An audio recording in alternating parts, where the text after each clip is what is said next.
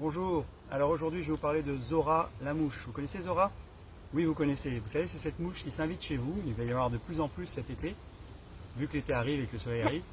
Elle rentre par la porte, elle rentre par la fenêtre et puis elle décide au bout d'un moment de sortir de chez vous en passant à travers le carreau qui est fermé. Le seul carreau ou la seule fenêtre de la maison qui est fermée, elle veut passer à travers cette fenêtre. Alors que juste à côté, la fenêtre est ouverte, la porte est ouverte et Zora s'entête à vouloir traverser le carreau avec ses ailes.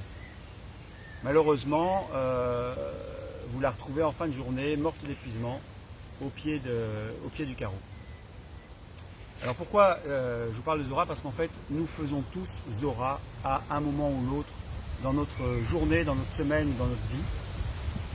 Nous nous entêtons à vouloir solutionner une difficulté d'une telle manière, alors que juste à côté, il y a une autre manière de la solutionner qui est beaucoup plus simple. Alors il suffit, pour y avoir accès, de prendre du recul, donc de s'arrêter. C'est Einstein qui disait la définition de la folie, c'est d'espérer un résultat différent en faisant toujours plus de la même chose.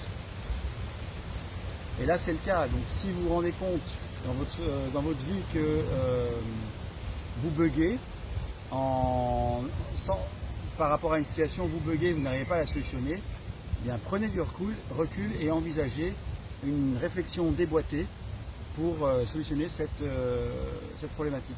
Ou faites-vous aider ou demandez à quelqu'un d'autre de vous dire ce qu'elle ou il voit que vous ne voyez pas. Où se trouve la fenêtre ou la porte ouverte. Donc c'est bon parfois, plutôt que de s'entêter, de s'arrêter, de prendre du recul et de revenir avec des idées neuves.